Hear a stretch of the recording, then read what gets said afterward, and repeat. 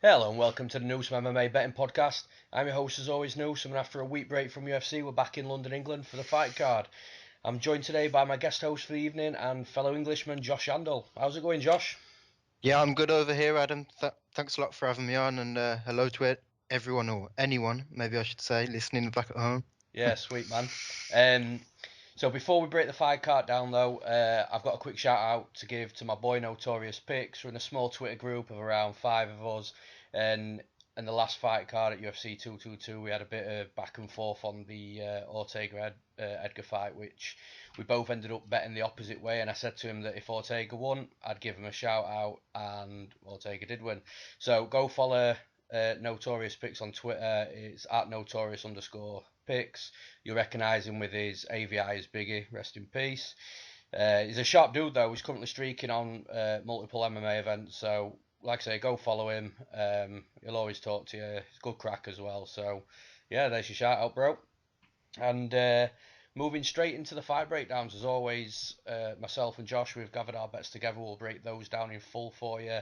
Anything else that we haven't bet, we'll just quick fire off at the end of the full breakdowns and give you a quick pick, quick reason why, and talk about why we haven't bet that fight in particular. So to break us in straight away, we've got. In fact, I believe it's a bet for both of us as well. So we've got the main event of the evening, which is Fabricio Werdum against Alexander Volkov. Now, for me, I'm seeing a lot of people betting Alexander Volkov, and it's quite surprising if I'm honest, because it's a huge step up for him, and I know he's got a lot of experience, and he's been in Bellator a couple of times, I believe, and he's not lost in the UFC, but this is just a different beast. And I've said this for a while now.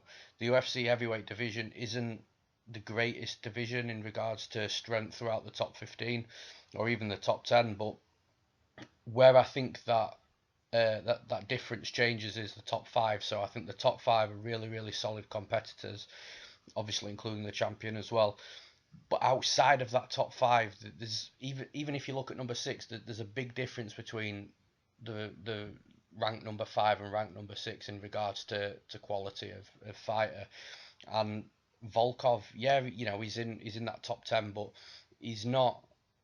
He's just not at the level of Fabricio Werdum, and I'm not saying that he can't be in the future, but right now, I just don't think he is. And even if you look at the record that he's got in the UFC right now, he's 3-0 in the UFC. His debut fight was against Timothy Johnson, and to be honest with you, he didn't win that fight. It was a robbery, and I don't really like to use that R word too often, but it was. He didn't win the fight, and I've not actually heard a single person disagree with me as well. There might be somebody out there, and that's fair enough. People see different things, but for me, and at least the majority of the people I've spoken to anyway, he didn't win the fight. He got grinded out. It wasn't a great performance. It was ugly, But you can sort of put that down to, was it Big Dick Johnson just making the fight a Big Dick Johnson fight? Real grindy, real boring. But ultimately, well, he normally gets the job done by doing it. So then he comes into his next fight against an obviously declining Roy Nelson, who's now not even in the UFC. He got cut after this fight. He's now fighting with Bellator and, fighting a lot worse of competition. And again, he didn't really shine against Roy Nelson. And to be honest with you, especially with the size advantage, Volkov's huge. He's 6'7". He fights long. He's rangy. Um, he's a striker. That was his opportunity against Roy Nelson to really show the UFC fans and every MMA fan around the world that he's a real he's a real dude, a real threat to the division. That was his opportunity to really put it on Roy Nelson and really shine on that night, and he just didn't. Again, it was another ugly, boring fight. Yes, he won. That was clear. That the right person won that fight, but it was just not a great performance. Then you're going over to Stefan Struve fight. Now, at this point, it was an interesting fight because both fighters were huge. I don't think either fighter had ever fought a competitor of their opponent's height as well. So Struve's near 7 foot, Volkov 6'7". They were both the biggest guys that each other have ever fought. So it was quite interesting. But Struve started well in that. He was really putting it on Volkov, made a mess of his face. Volkov did take over the fight and eventually he TKO'd Struve, but this is Stefan Struve that we've just seen. I started falling asleep with that Stefan Struve and Arlovsky fight. It was that bad, and Struve is not a good fighter. And yeah, Volkov, he put him out there. Credit to him, he did actually finish him rather than making us endure a 5-round fight. But the point that I'm trying to make is, how can anybody be that confident in Alexander Volkov when he's having these types of performances in the UFC and now he's facing a legit top 3 heavyweight, a fighter that's been around for years, a fighter that isn't declining, if anything. In fact, no, I can't say he's improving, but he has improved over the last few years for Doom. And for me, like I say, it's just a huge step up in competition, and it's one that I just don't see how Volkov can win it. Maybe if he can stay on the outside and just point Werdum, but over 5 rounds, Werdum's not going to be satisfied at the end of Volkov's jab or at the end of Volkov's kicks. And some people are saying, yeah, well, Alexander Volkov is the young, hungry guy. Listen, he might be only 29 years old, but he's had 35 fights and he's been fighting for almost 10 years. This isn't somebody that is new to this game. This isn't somebody that's going to be drastically improving each fight. Just because he's not hit the 30s yet doesn't mean that he's still young in age, but he's not young in the fight game, and that's the difference. We see fighters like Jordan Meehan is a good example of that. Meehan's still young in himself in regards to his age, but some might say he's declining now, even though he's still young, just because he's been fighting for so long, because he started so young. You only get a certain amount of time in this sport in regards to fighting, rather than in regards to how old you are. And I just don't agree with being this young, hungry fighter that's drastically improving. I don't think we will see an improved Volkov in this fight. Now, moving on to Werdum, second degree black belt in Brazilian Jiu-Jitsu, serious. Like I mentioned this in a previous podcast. I think it was when I was talking about Diego Ferreira, and black belts can be handed out a little too soon and things like that. But when you get to your second, your third, and your fourth degree black belts, that's serious shit. Like you don't. Somebody just doesn't give you a second degree black belt or a third degree black belt or a fourth degree black belt. And let me ask you a question, Josh. Do you know what rank in regards to belt Alexander Volkov is in Brazilian Jiu-Jitsu? I cannot remember. I know he's got a few decent submissions to his name, to give him credit where credit's due, but not over great opponents. I'm not sure what belt he is. He's a purple belt, which Yeah, that's some difference there, isn't it? That's some exactly. difference. So from purple belt you go to brown belt, and then you go to black belt, and then you start on your second degree, third degree. So to anybody that's not sure, that's what we're dealing with here. He's a purple belt in Brazilian Jiu-Jitsu. So if this fight hits the mat once, and Werdum has, I think more than a minute to work in top control, or if it's a minute and a half, if he pulls guard and he has to work from bottom, I'm telling you now, Volkov's getting submitted. There is no two ways about it. That's like me walking. I think I've trained jiu-jitsu a few years ago, and I did it for maybe a year, I think it was. That's like me walking into a gym now and trying to grapple like a blue belt. I would get instantly submitted within, like I say, within a minute. And these are the differences. If this fight hits the mat once with a bit of time to work for Werdum, he's submitting Volkov. Make no mistake about it. So let's just say worst case scenario, Werdum can't get him down or he doesn't pull guard. He's he's a black belt in. Sorry, he's not a black belt, but his Muay Thai coach is under Master Rafael Herdero, and Herdero is somebody that has improved so many people's striking games. So he's improved Rafael dos Anjos, he's improved Benil Dariush. He works wonders on these fighters. So when Werdum got cut from the UFC, he came back. I think it was after he submitted Fedor, and he came back to the UFC. He started working under Master Rafael Cordero at King's MMA. He brought his game on leaps and bounds, and now Werdum is a nasty striker as well. So he's going to be a tiny little bit shorter than Volkov. We're talking maybe about 3 inches shorter, I think it is. So it's nothing too drastic. And having said that, Verdum's fought the likes of Travis Brown before as well, and Travis Brown is the same height as Volkov, so it's not as if this is going to be something new to him that he's not going to have experienced before. He's fought bigger guys at heavyweight. Um, but like I said to you a minute ago, Josh, he's not going to be satisfied at the end of Volkov's jab or at the end of Volkov's kicks. He's going to be pressing. He's going to be inside that pocket. I don't think he's going to be able to work too much Muay Thai, just because things like the plum clinch and stuff like that. I think Volkov might be a little bit too big to start like trying to land knees Yeah, inside a Thai clinch. I think rather than trying to march into the clinch on the feet, I think Verdum's going to try and march into the kicks. He's got that left kick, the trait of King's MMA. You see all the guys from King's MMA have a lethal, absolutely lethal left liver kick. Verdum has it as well. He loves to march, come in with the 1-2, and end the combination with that left kick. And when Volkov backs up, he often just backs up, and he gets flustered. And I think that's what was happening a lot of the time against Big Dick. Every time he came in, he didn't know what to do. He's got a little bit of that tall man defense. Yeah. I think he's going to open up whenever Verdum marches forward. There's going to be the openings, and that's where he's going to land the kicks. And I think Verdum will be able to press well as well. In regard, he's going to have some big targets in Volkov's long legs, and I think he's going to be able to eat them up and slow him down.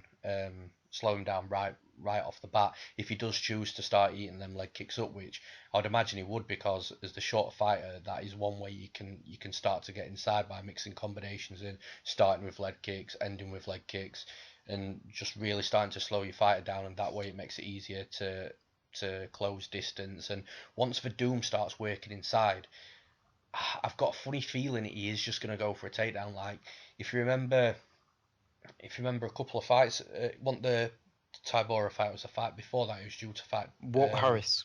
Yeah, he was due to fight Lewis on the night. Lewis pulled out on that night. Walt Harris was fighting Godbeer. UFC switched that up really quickly. Credit to them for doing that, because that was an awesome decision to make. So close to the fight actually happening. And Walt Harris came in, and Verdum did not fuck about. He didn't bother trying to strike with Walt Harris, who had power. He just took him straight down, and he submitted him within, like I say, I think it was about a minute of him being on the ground. Yeah, it was only a minute into the fight. Oh, was it? Okay, So, well, yeah, it was even about less than that then. a minute and 5 seconds. I got here on Tapology. Yeah, so I mean that just outlines what sort of savage Verdum is on the ground. And again, people are saying that Verdum hasn't got a good takedown offense, and there's an argument for that. I'm not going to disagree with it, but the fact is, he will have ways to take Volkov to the ground. If he wants Volkov on that mat over 5 rounds, he'll get Volkov on that mat at least once, and that's all it takes. He's not fighting another black belt. He's not fighting another second degree black belt, or he's not fighting somebody. He's fighting a fucking purple belt. I can't even stress this enough. When that fight hits the mat, Volkov is getting submitted. It's crazy. I mean, Volkov's already been submitted, I believe, twice. Once by an armbar and once by a rear naked choke. If just off the top of my head, if I remember rightly. And Verdum's got a killer armbar. That's one of his go-to submissions. And I'm not saying Volkov's been submitted by an armbar once, so that's his weakness. But what I'm saying is, if it's there and it's available, Verdum will snatch it. And if he doesn't snatch the armbar, he'll change something else off the armbar. If he doesn't snatch that, he'll change something else. He'll change position. He'll get himself into a place where he can submit easily, because that's just what he's about. Now, I think Volkov will get submitted. I do see a path to victory for Verdum to take him to a decision. I do think it'll be a little bit closer than I'd probably like if it does go to a decision, just purely because if it does go 5 rounds, it means that Verdum hasn't had him on the mat. And if he hasn't had him on the mat, it's a bit of a closer fight. But I still fancy Verdum to take that win on the scorecards over 5 rounds. So, I mean, I've got, as you can probably tell, the bet's on Verdum. I've got 3 units on Verdum at minus 189, I think it was. Not totally on the money that, I've seen him at minus 183, but I've also seen him at minus 250. So it's sort of a nice medium. I haven't hit the best line, I haven't hit the worst line. So I'm happy with that. I think Verdum will submit him. I think it could even be the first round. I watched I watched a video with someone interviewing. I can't remember who it was. It might have been Ariel Alweni. I'm not sure, but it was someone interviewing Werdum, and I was listening to the way Werdum was talking, and I just loved everything about what he said. I don't know if you watched the video yourself or heard the interview. Yeah, yeah. Verdum was talking about fighting smart. You know, a lot of people think Verdum is a stupid fighter, and that's something I've never really bought into. Apart from obviously the Stipe fight, Yeah, which is a bit of a blip on his radar there. You know, he is a bit of a crazy guy, but he doesn't. For the most part, he's quite a smart fighter. I mean, a lot of people will malign him for how he fought against Overeem, but I thought it was an okay strategy. I mean, he let the fight get a little bit away from him in the end, but that's because his corner had told him that he was up on the scorecards. yeah, So what he did was he baited Overeem out, tried to get him to, you know, he feinted a lot, tried to bait out those big swings, the counters that Overeem was looking for, and then once he tired in the end, he turned it up and went for the finish. yeah. And to be honest with you, he should He have. poured it on in that third round. Yeah, he shouldn't have gone for the takedown. He should have kept it on the feet, you know, where he had a better chance of finishing it. But you know, when you think you're up, I don't think it's the worst idea to hit that takedown. In his mind, you know, he was told he was up, so you know, he had no reason to not think that was a good idea. Yeah, absolutely. And the video that I'm talking about as well is he was talking about, he's not taking Volkov lightly. He appreciates he's a tall, rangy striker with a lot of knockouts on his record. So instantly that's telling me that he's not looking past Volkov. But what I did like is he was talking about the title shot and things like that. But he wasn't doing it in such a way where he was instantly looking past Volkov, thinking, right, this dude's done in my head. I really want that title. His focus is on this fight, but this fight to get himself that title shot in whenever that might come. And I just thought the way he was talking was just exactly what I wanted to hear. He said that he was going to fight smart. He said he knows where he wins the fight easily, which is on the mat. That's not a secret to anybody. I don't need to reiterate the belt ranking situation again. um, but he knows where he needs to win the fight, and yeah, I can just see him being patient, being really, really calm headed. As long as he doesn't, as long as he doesn't start throwing rounds away by being too patient and then being desperate for the takedown, that'll be quite bad.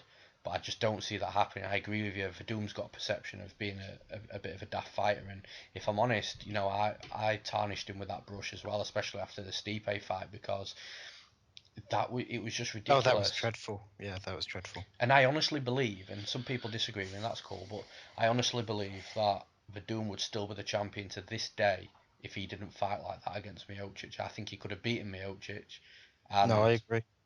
beaten everybody else. That I know he's lost to Overeem. People say, "Oh yeah, well he's lost to Overeem," but listen, that could have easily been a draw, and probably should have been a draw as Especially well. if that was the 5 rounds. You Exactly. know, uh, he was taking over that fight, and that's another thing. You know, with Volkov, he gassed really badly in that. I know he was grappling. I know Roy took him down, but in that Roy Nelson fight, he was gassed bad. You know, fairly early on, and you know, I can't see him when you're that gassed. It's very hard to stay on your feet, Yeah. even if Verdum isn't the best takedown artist. You know, when you're that tired, and you got someone working away at your legs, working away at your body as well, those openings, I'm pretty sure they're going to be there.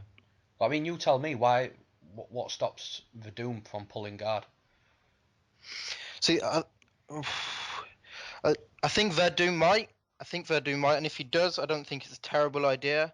But Verdum is a better top player than he is from guard. He's great. He's great off his back. Don't get me wrong, and I think he can submit Volkov there. But if you go back and watch a lot of his jiu-jitsu stuff, and when you do see him get top position, which is fairly rare, because like we said, he isn't the best takedown artist. But when he does get top position, he's phenomenal. That is his bread and butter. When he was back doing his jiu-jitsu, when he was back competing, he wants to get on top of you. He's a brilliant guard passer. He's phenomenal on top. So I Well, think if he can wait for Volkov to gas and eventually get on top of him, that's where he's gonna cut through and submit him within minutes. Well, I think if he does decide to pull guard, I think he'll instantly throw his legs up to the armbar triangle situation, and he could tap Volkov that way, or I think he could use that for a sweep to get on top to, get something maybe like an arm triangle or get an Yeah, armbar from mount or something like that. yeah. I think Verdum can win it from his back, which is why I'm not. Just another reason I'm confident in him. Whatever happens in this fight, I'm fairly confident that he'll win it wherever it is. On the feet, I don't think Volkov has much for him. He has that jab and he likes to keep you on the back foot, but it's more of an interrupting jab. And if you just don't let him don't let him stop you from coming forward. You know, if you start to counter that jab with the leg kicks, take it away, or just push forward. Push forward after the jab. He doesn't have much on the back foot. He doesn't have much of a counter game. So I think Werdum can win it on the feet. And I think, if he pulls guard, he can submit him there. He's definitely, you know, in, on the ground, obviously, if he can take him down as well, he wins there. So I don't see how Werdum loses this, really. I think he wins it everywhere it goes. Yeah, I agree, and I think the biggest key to victory for Verdum will be, like you said, to press Volkov, because once Volkov doesn't have that distance and range, that's his game. That's his main Yeah. advantage gone, and at that point, he's not going to be able. He's going to be inside the pocket. He's not going to be able to use his strengths to his advantage, because that will be gone. It'll be a pocket battle. Yeah, I'm not saying he'll be totally outworked. He'll still land elbows and short knees and stuff like. But that's another thing. Like, if this gets into the clinch, what's going to happen if Volkov throws one knee to the body of Verdum? He's going to get caught and he's going to go down and he's going to get submitted. It's these chain of path to victories that you look at when you're watching tape and betting on your fighter. And for me, I'm like I say, I'm a bit shocked that a lot of people are all over Volkov here, because I'm just I'm just not sure. I'm not sure how he gets it done, and it's not as if he is a fighter close to the level of Verdum's quality. No, It's a he definitely complete doesn't have the mismatch. resume there, does he? No, absolutely not. And he could shock the world. This is fucking mixed martial arts at the end of the day. Yeah, He it's could go out heavyweight. and he could absolutely, he could absolutely spark Verdum, and we can just start looking silly being sat here talking like this, and that's the nature of the beast, and it happens. But when you're looking to bet a fight and you're taking everything into consideration because you have to, it doesn't look great for Volkov. So, I mean, yeah, for me, like I say, 3 units at -189. Pretty happy with that. What I have have you got on it? exactly the same there. Yeah, I have exactly the same. Yeah, 3 units -189 marathon bet. Yeah, Obviously you can't get that line anymore, as far as I know. you can I get think better than it's that, I think. can you? If you're betting in the UK, yeah, and I think this is what I mean. Money's coming in on Volkov, and I don't get it. Yeah, No, I don't get that it's either. -188 at Pinnacle, which is UK and Europe. Even though we're in Europe, we don't have access to that, but it is what it is. But yeah, I think you can get it like -183 at Marathon.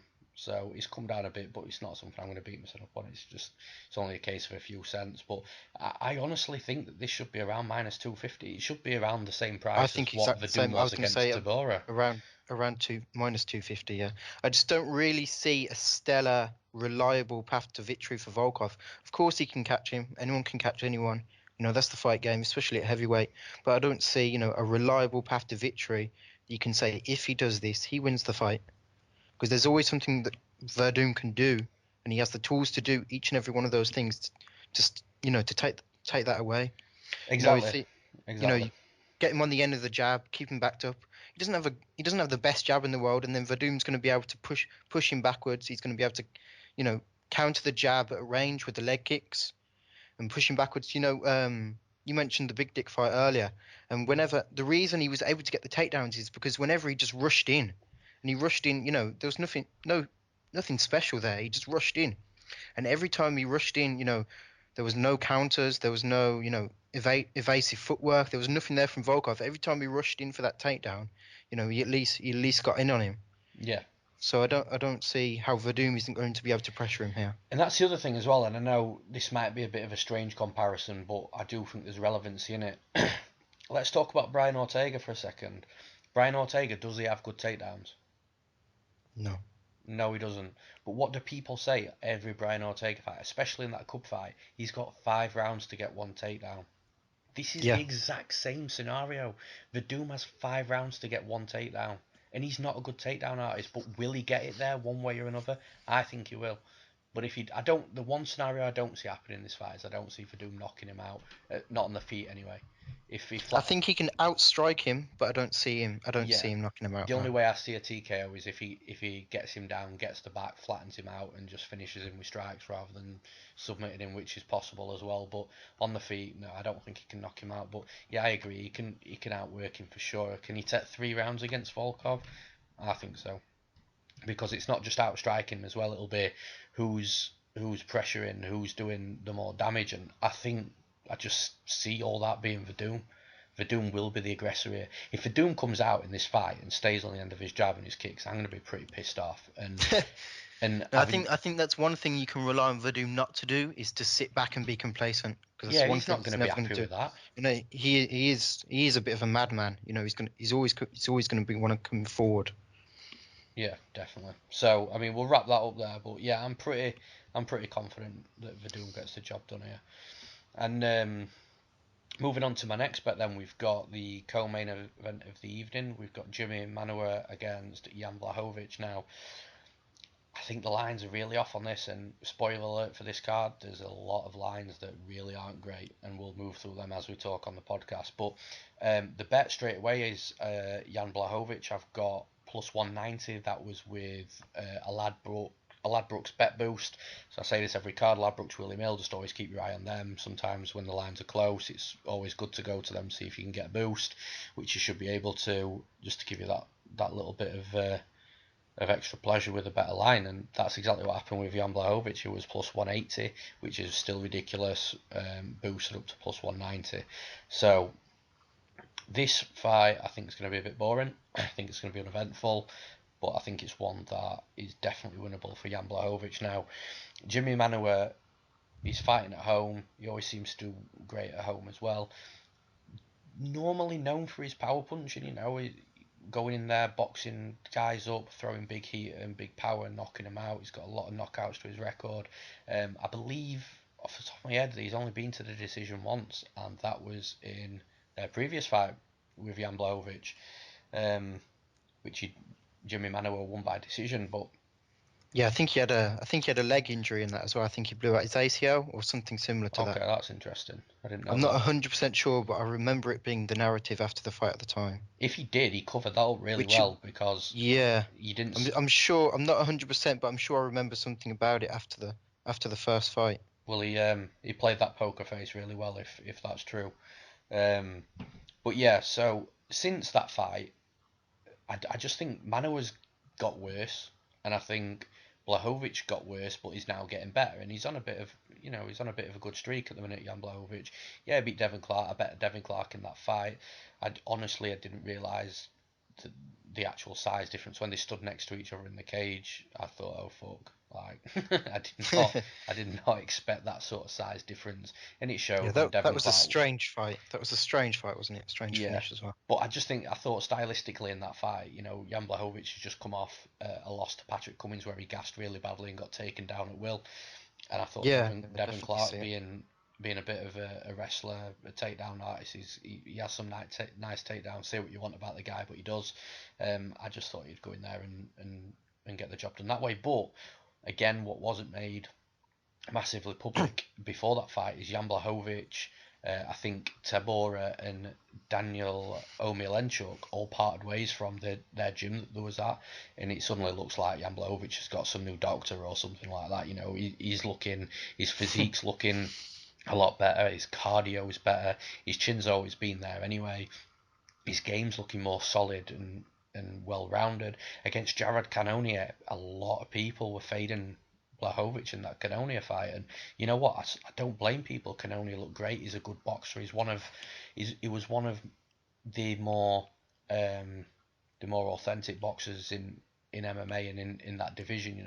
He just had a really good, crisp boxing style. Jan Blachowicz passed it with ease. He did have moments, Jared Cannonier, but ultimately Jan Blachowicz for me won the fight comfortably.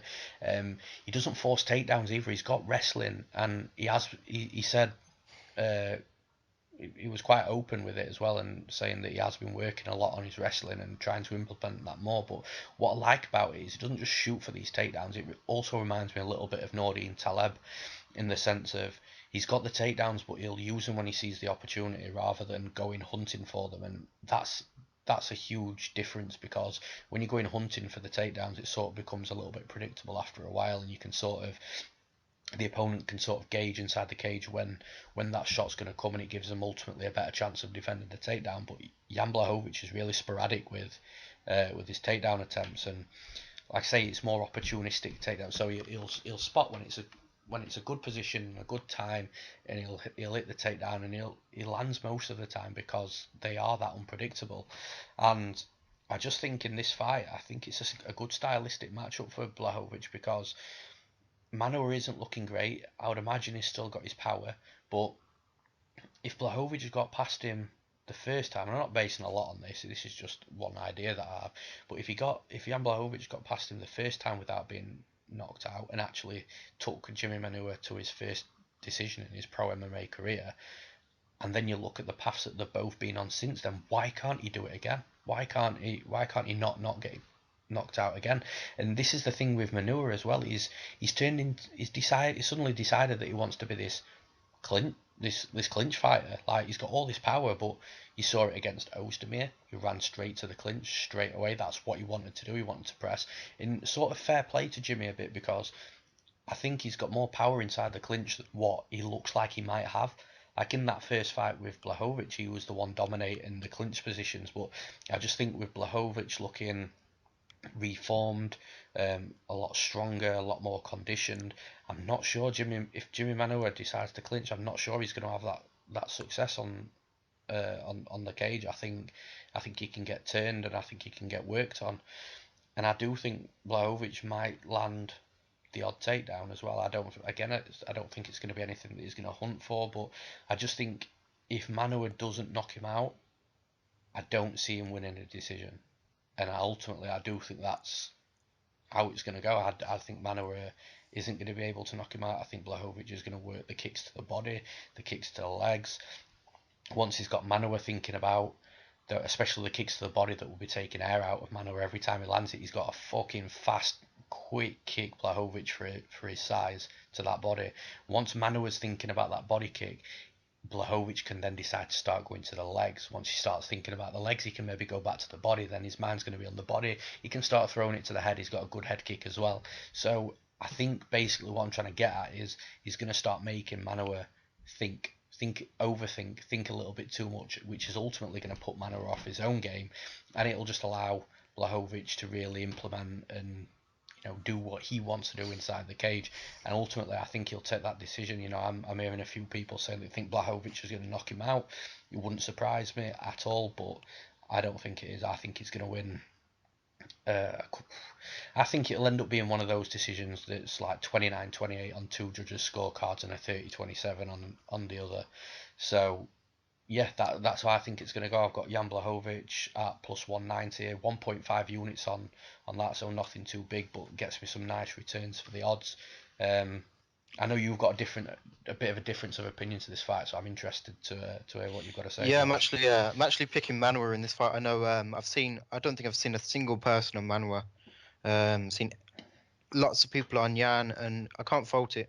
I really can't, not at the odds. I think it should be a pick'em. Similar as it was in the first fight. I just think I'm not sure that much has changed. I've got to say Jan does look better, but the stylistic matchup for me is almost exactly the same. You mentioned you mentioned the body kicks of Jan, and they are lovely. I think that's when he's at his best. He hurt Devin Clark with them pretty badly to the body. He backed him up, then let the kick go as he was trying to circle away. That was lovely, but I don't think he's going to get the chance to let them go here, because Manuwa is going to keep him on the back foot exactly the same as he did in the first fight. He's going to keep him, backed up to the cage, like he did to OSP as well. OSP has a pretty good kicking game, but he couldn't let them go because he was constantly backing up. It's pretty hard to kick on the back foot, and we haven't seen Jan do that at all. I don't think he has the skill to do that. So I don't think Jan's kicking game is going to come into it. It might, a little bit periodically, if he decides to just rush in, back Mana up, and then let one or two go. But I don't see it being. I don't see him landing many, and that's why I think it's a bad matchup for him. I see Manuwa keeping him on the back foot. He's going to keep slipping. He has lovely head movement, and he's going to keep slipping his jab. I think he's going to find the counters, and I think he. This is why I'm not too confident in it. I think you made an excellent point about the clinch game.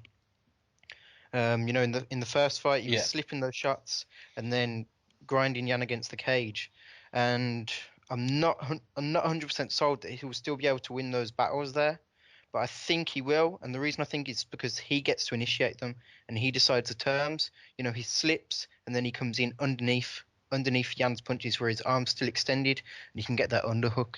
You can get those underhooks. I'm going to sound like a Dom Cruz a bit raving about it here, but it is, we all know how important they are. It allows you Absolutely. to get that solid, position and pin them against the cage. I think he's going to be able to do that when he wants, but more importantly, I think he's going to let his hands go a little bit. I think he's a little bit hopeful here. Like I said, I'm not sold on this, but I think it could look something like the OSP fight, where he keeps backing him up to the cage consistently, and eventually, he lets those hands go, finds the counter, and puts him away. Yeah, so I mean, I agree with what you've said in regards to a couple of things. So definitely, I think the line should be a pick 'em, Yeah. I and still think the line's off. I'd Yeah. be lying if I said that I haven't the value of Jan Blachowicz hasn't influenced me to make the bet, because it has. No, it should. I wouldn't have bet this fight if it was a pick 'em, but that doesn't mean that I still believe Jan's going to win, because I do now. I agree with what you're saying as well in regards to it'll be Manuwa that it'll be on his terms. He'll be the one that's engaging in the clinch. But where I think the difference between this fight and the last fight is Blachowicz just couldn't turn him. He couldn't get any underhooks on Manuwa. He couldn't, he couldn't turn him on the cage or really do anything for him. He was sort of accepting position.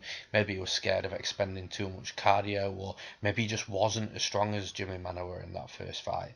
But I do think a lot's changed in regards to Blachowicz. Like, if you look at that fight against Cummins, and then you look at his fights against Clark and then Canonia, that guy's different. It's like two completely different fighters. He Yeah, gassed within a he round does against look better. Cummins. Yeah. So Yeah, I but just that's what think Cummins that does. That was a grindy fight. It's gonna that kind of fight is gonna wear on you. Where versus Canonia, if that's how you pronounce it, sorry. He was sticking and moving, not throwing much. I mean, I wouldn't expect anyone to gas. Throwing the kind of I don't have the stats here, but I don't think he threw much volume in that fight. no, but He was obviously trying to. sorry, Blachowicz gassed himself with Cummins by trying to finish him. He didn't gas himself. He was already Oh, he did. gassed. He Yeah, was yeah, already yeah. gassed Sorry, you're right. when Cummins was taking him to the ground, and that's why he was get taken down so easily. Blachowicz gassed trying to fucking finish somebody he's a weird one, Cummins, because he's got a horrible. He gets hurt a lot, but he's hard to put away. Yeah, He's it's a got really that strange one. Vanderlei Silva thing going on, Yeah, that's where going you to be can bad hurt for him, but his head getting oh, older in definitely, yeah. age. He's already. Yeah, but yeah, I just think that it's a completely different fighter, and I think this time around, if Manuwa does decide to engage in the clinch and stuff, I do think he gets turned this time. I do think Blachowicz can get the underhooks and not bully him, but move him around a lot more Yeah. than what he did in their He can first fight. get himself out of those positions when he needs to. What I am worried about is if you're right and Manuwa closes distance, clinches him up, steps away, and then starts unloading shots like he did against OSP. That Yeah, see worries me a little bit. that's what I think he should do. I can't rely on him to do that, but I think if he, I don't see why he wouldn't. See, Um, I agree. That's what he should do, but I actually think he does one of the two things surrounding that. So I think he either doesn't close distance and decides to let his hand go in London to try and get a flash knockout for his fans. but he always closes the distance. He always backs people up to the cage. Yeah, so I mean, Whether like I, OSP, he had him along the cage that whole fight. He had him squared up, and then that's why he let his hands go in the end, because OSP was squared up and wasn't in any position to evade or take a shot. I think we're going to see the same here. He backs people up very yeah, well. but I think he'll either let his hands go or he'll stay on the cage. I actually don't think that he'll, because the thing is, he's just been knocked out by Ozdemir. He's 38 years old, I think, which I was surprised by that age. I thought he was a lot younger. So Yeah, he's getting up there. yeah, he's getting on in the game as well. And I just think that I don't know how rattled and how cautious he's going to be in this fight to actually really use any sort of fight IQ to determine. I think he'll either be really safe and, like I say, go to the clinch and try and outwork him in the clinch, which I'd favour the new Blachowicz in that position, or I think that he'll think, fuck it, I'm gonna knock this guy's head clean off, and he'll just swing out the fences. Yeah, but has he ever done that? Has he ever done that when he looks to No, strike? He backs people up to the cage, he waits, and then he lets his hands but go he's when the also time never is been in right. this. He's never been in this position where he's declining and just come off a bad knockout against Ozdemir. And I actually don't think it was anything that Ozdemir did that What made. about the Anthony Johnson fight? Well, yeah, That was a pretty brutal loss. it was, and he did look like he sort of reformed a bit from that. Not came back better. Obviously, you don't come back better after Anthony Johnson knocks you out, but he sort of looked like it didn't affect him as much as what some people think. But that Ozdemir fight, like he got clipped by Ozdemir, and fair enough. But what actually put Manuwa down was that his head crashing against that canvas. If you watch that back, Yeah, yeah, that's yeah, what knocked him out, and yeah. I agree. it looked pretty bad for that to be putting you out, and not the opponent's shot putting you out. That's To actually a fair point. Yeah. you know what I mean? But I don't know. Fuck knows. Like you could be totally right, and Manuwa could come out and he could do the smart thing. He could back Blachowicz up, and instead of tying the clinch, start unloading shots. That will take Blachowicz's game completely out the window, like we've just been talking about with Werdum and Volkov. That takes Blachowicz's his fate, his sort of path to victory, and his Yeah, sort of ways to it do takes his stuff. weapons away. Yeah, that's the right word I was looking to use. Yeah, it'll take his weapons away, and therefore Mano will. But then answer me this: like Blachowicz is tough. He's got a good chin. What if Manuwa can't put him out in a round and is throwing heat at him? Is he going to gas himself out? Then is Blachowicz going to take That's the rounds thing, though. two and He's a three? pretty patient striker. I mean, it's not out of the question, but he is a patient striker. When he is letting his hands go, he doesn't go crazy.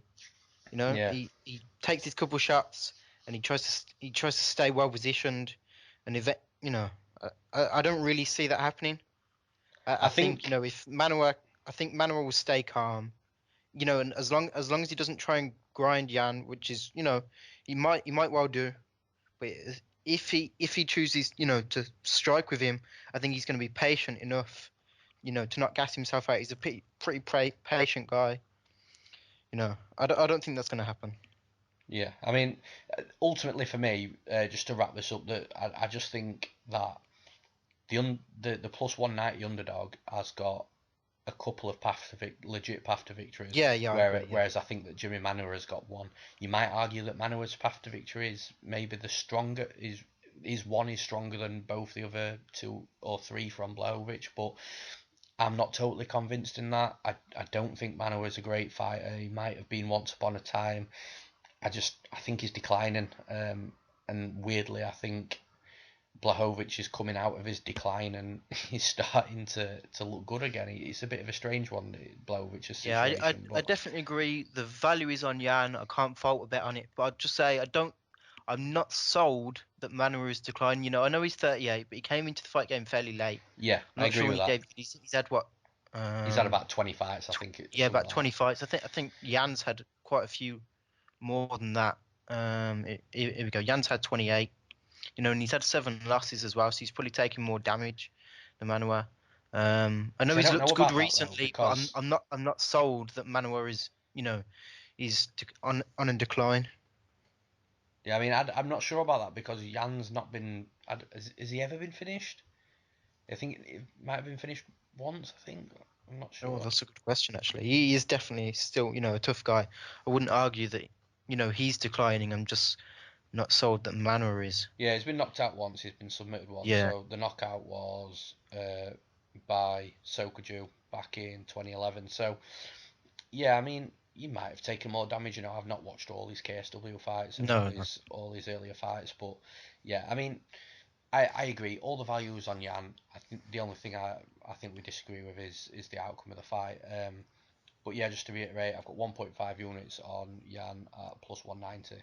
So we'll move straight into my next bet of the night. So it's Tom Duquesnoy against Terrion Ware.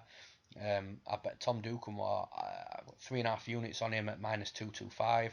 The line's roughly floating around the minus 290, minus 300 mark, so I got that nice and early. Also, shout out to Betfair as well for actually fucking stepping up this week and dropping some odds. It's been, for anybody that's not on MMA Twitter and following it, but then also wondering why the odds have been dropped so late, it's just been a total shit show this week. First of all, Volkov and Blachowicz lines have been out for like 2 weeks. Then they drop pretty much all the UFC 223 odds apart from the early Fight Pass prelims. And then by Monday we're wondering where the UFC London odds are. By Tuesday we're wondering where they are. They've got a new odds maker out in America as well that just seems to be fucking slacking. I don't even do the overs and unders when he brings out the win markets. He starts with fight not to go the distance, but then that doesn't come out till like a day after the win markets are out. And it wasn't until actually today that America even got the odds. So Betfair and Paddy Power, they're both part of the same group, I think. They stepped up, they give us some odds. They got them fucking horribly wrong, bless them. But They tried. yeah, they tried. They Yeah, stepped they up. they stepped up and did it. That's part of setting the line, isn't it? You've got to wait for the money to Exactly, to yeah. settle. And I think it was a rare case of the US books are actually looking at Betfair and Paddy Power to sort of line where they want to put their prices. So, we're digressing, but yeah. So Betfair posted lines early on Tom Duquesnoy. I got him at minus 225. It's a bit more than what I wanted to pay for him, but I'm still happy with it after watching tape. I think that both these fighters will. Well, I don't think. I know both these fighters will get the fight that they want to have. Both of. I know Terrion Ware fought O'Malley last, but Terrion Ware opened his debut up against Cody Stamen, who we know is a great takedown artist, and he put him on his back multiple times. Tom Duquesnoy also. That was his last fight as well. Cody Stamen put him on his ass, I think, 4 times. Won the fight by decision. A fight that actually was a lot more winnable for Duquesnoy when you look back at that fight than it was for Terrion Ware, but that's a different matter. Yeah, he has And a great get-up game. he does, yeah. Duquesnoy. He was always, straight back to his feet. But then the problem is his takedown defense. Well, I don't think his takedown defense is bad. I just think Cody Stamen's takedown Stamen is a defense great really wrestler. good.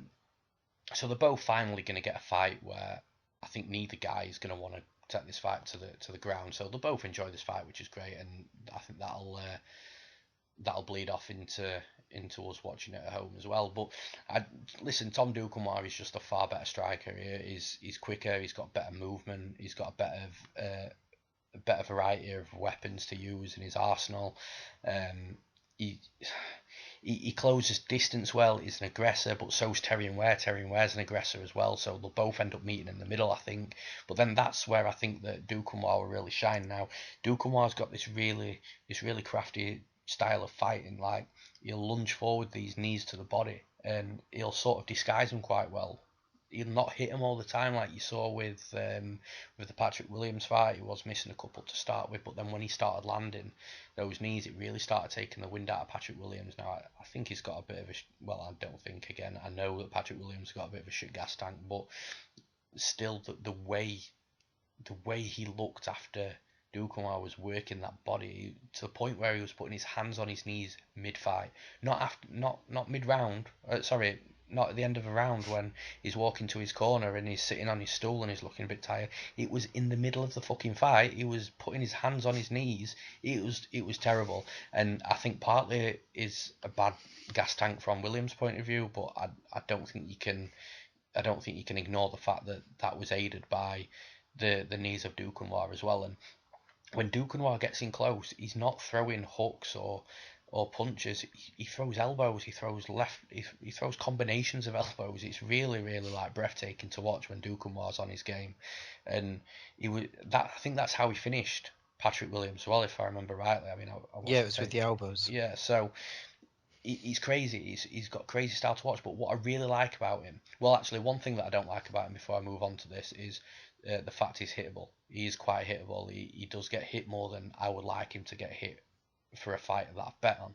But what he does do in sort of like in reflection to that is when he's getting hit a bit too much, he recognises it. He's smart. He recognises it and he angles out really well. He doesn't move backwards and panic and drop down and look for a takedown or start to throw a flurry and waste energy. He angles out and he comes back and starts again.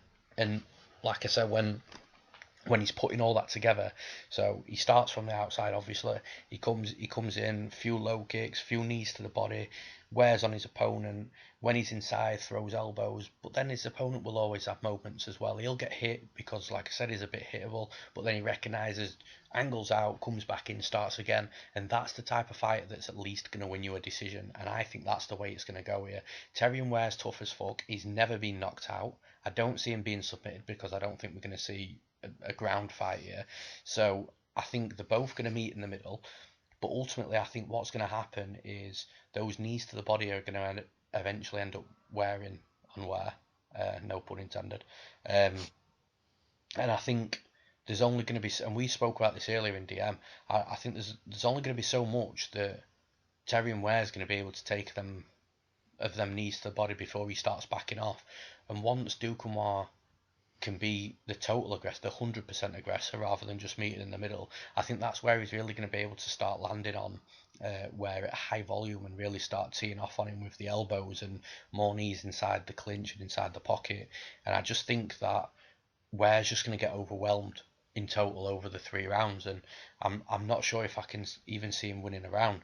And I've seen people say that but yeah, Ware's got good boxing. Listen, I'm not about to shit on Ware either. I don't think he's the worst fight. I don't think he's the worst fighter. I think he's been given a horrible first 3 fights in the UFC, and I'd feel sorry for the guy if he got cut after this if he lost. But what people are saying is he's got good boxing. He's a boxer. I implore anybody that thinks that Terrion Ware is a good boxer to go and watch that second round of the Sean O'Malley fight and come back to me after you've watched that, because O'Malley was tiring. He'd gassed. Ware didn't look the best either in regards to his cardio, but he was the fresher out of the two. He was able to start teeing off, to pick his shots, having the choice of his shot selection right there in front of him. He was missing punches. He was throwing half-hearted punches. That wasn't the sign of a crisp boxer. Earlier on, I spoke about Jared Cannonier being a crisp boxer. That's a guy that doesn't waste his punches, that makes sure he connects. I'm telling you now, if that was Jared Cannonier in that position where he's got someone backed against the cage and he was able to choose his shots and really dictate the pace of the fight at that point, Jared Cannonier is probably knocking somebody out because he's a good crisp boxer. That's not Terrion Ware. So although I think Terrion Ware has some good good stuff around his game, I just think that the fight's going to take place on the feet, where I think Duquesnoy's just quicker, more technical, more accurate. He's probably got a better gas tank as well, and I just think Ware's tough. He's really tough, and that's what's gonna be the difference between him not getting knocked out and getting knocked out. And my pick ultimately is Duquesnoy by decision. So how do you see it happening? Yeah, I've got to agree with you there. I didn't bet Duquesnoy, but I don't hate the bet at all. If I could go back in time and get the same line, I probably would. Now that I've thought about it a little more, I just think Duquesnoy wins the fight at every single range. So I like to break fights down into ranges to see what happens at different stages in the fight. What happens when they're on the outside, then what happens when they get a bit closer in the pocket, then what happens in the inside. And I don't really see, if you break that down, then you're looking at every factor in a fight and every different way that someone can win it. And I don't really see a solid path to victory for Ware here. I think on the outside early on, Duquesnoy can stick a move if he wants. I don't think that's going to happen, but he can. He's much faster. He can be in and out. He can hit Ware and be back out before he knows what happened. Ware was complaining that he felt really slow against O'Malley, and O'Malley's a fast guy, but Duquesnoy's probably faster. Duquesnoy's a very fast guy. Ware's not going to be out. He's not going to be there for Ware to hit early on if he wants to. If he wants to stick a move. And then when Ware steps in as well, because Ware is just relentless. He's always coming forward. And that's one of the things that makes him, really fun to watch. That O'Malley fight was, that was great. Yeah, it was a good fight. But here, when he tries to do that here, when he keeps marching forward, at some point Duquesnoy is going to think, wait, I don't have to keep stepping back. I don't have to keep running away. What happens when I just step forward? When he steps forward to meet Ware in the middle, he's going to end up in the clinch. And he's gonna be walking into those elbows and those knees and the uppercuts as well. The uppercuts on the counter are quite nice from Duquesnoy.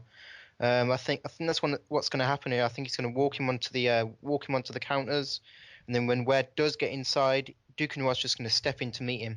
We haven't seen anything special from Ware in terms of wrestling or a clinch game. And I think Duquesnoy can really overwhelm him there. I think. I actually see Duquesnoy getting the finish here. I know Ware is a really, really tough guy. Full credit to him. He's insanely tough. He took a real beating in that O'Malley fight. I thought he was. Yeah. After that first round, I thought he was going to start to break, but he kept plugging on. But I don't. I'm not sure what he's going to. I'm not sure what he's going to do. When nothing's working and when he keeps walking forward. Yeah, he doesn't have a plan B, does he? And it's no, yeah, exactly. His plan B is to, well, if I keep at it, maybe they'll break. I agree.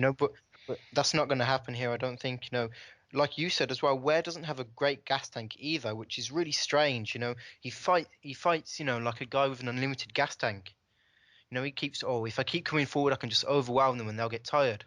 And that's what was starting to happen in the O'Malley fight. And then he gassed himself. When you can't keep the pace that you're setting yourself, you haven't. I'm not sure what he's trying to do. Yeah. Setting such a high pace when he can't keep it up himself. And like I said to you earlier, I think if Duquesnoy does, if he does have cardio problems, which I haven't really seen too much evidence of. I mean, he tired a bit at the end of the Stamen fight, but listen, when you're getting put on your back that many times and being grappled, it is going to wear you out a bit. But I think where the striking where he flourishes, I think he'll go all day long there. But let's hypothetically say that his cardio does fail him a little bit in this fight, even though, like I say, there's no evidence of that. That is likely to probably be in the third round in a fight where he's probably going to be 2 rounds up on the scorecards anyway. So all you need to do is just survive. Ware doesn't have great power. He's got a few knockouts to his name, I think. I saw a lovely knockout he had before, but he doesn't have great power. He's not.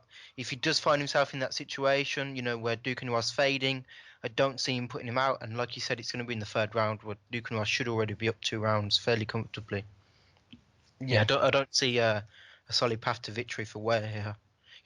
I feel bad for him as well because he's had a real tough out in the UFC. He's Stamen, O'Malley, and now Duquesnoy. That's a murderer's row right there. In terms of a prospect to I'm not sure how many fights he's had, but it's not a huge amount, and it's just if he does lose that's here, been a little brutal for him. But he's kind of the ultimate jobber. He's brought in to lose, in each and every one of those fights, and it's quite harsh because he's decent, he's decent, and his toughness and his relentless makes him a tough out for anyone. But I don't see how he wins this fight. Yeah, and I think it's.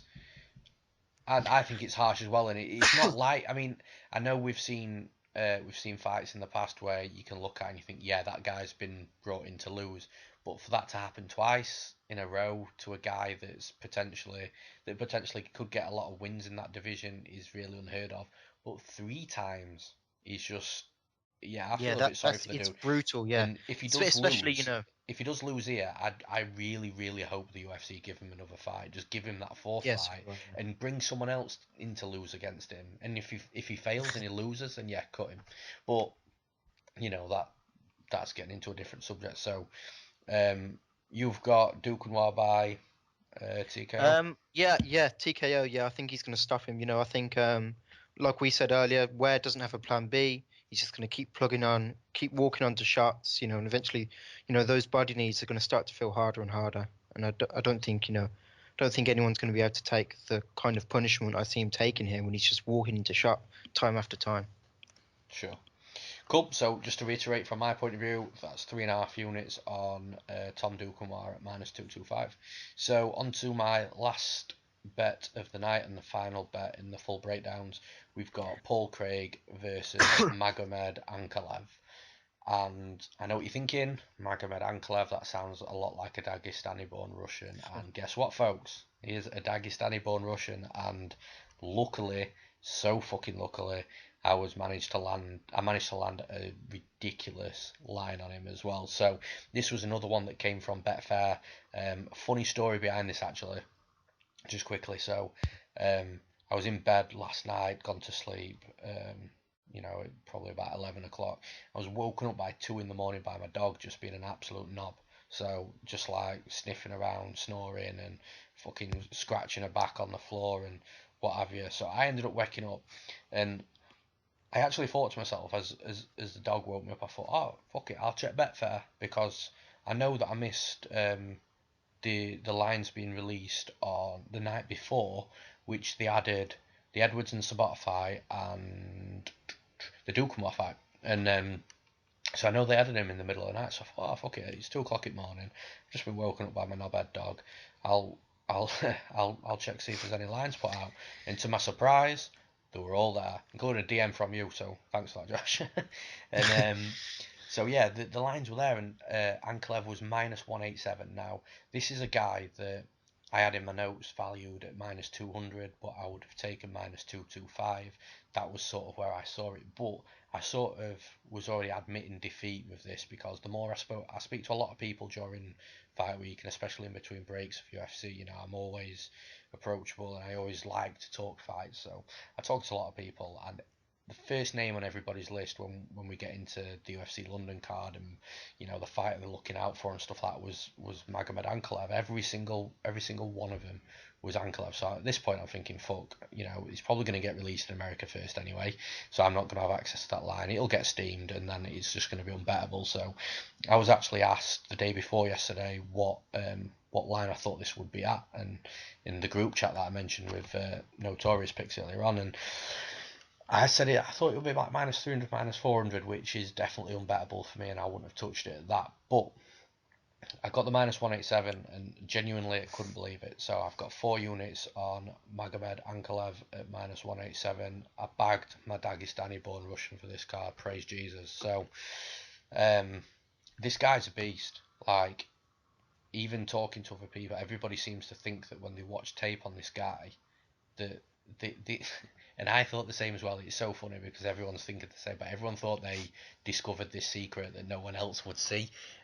This fight that everyone, I thought exactly the was going to same. sleep on, because, and I even tweeted about it when I first started watching tape, and I'd not seen anybody tweet anything about the tape full, and I just thought, oh, I'll drop a cryptic tweet out there, and it was something along the lines of, oh my god, really loving one of these fights. It was based on Ankalaev just looking like a beast, and also being a Dagestani-born Russian. Everyone that knows me knows that I love the Dagestani-born Russians. They're my favourite people to bet on. But then also the fade of Paul Craig is real and legit as well. So I just loved everything about the matchup. But yeah, like I say, everyone was secretly thinking to themselves, "Oh shit, I've found myself a little gem here that no one's going to spot." But what they don't know is everyone else is thinking exactly the same thing, and I was the same.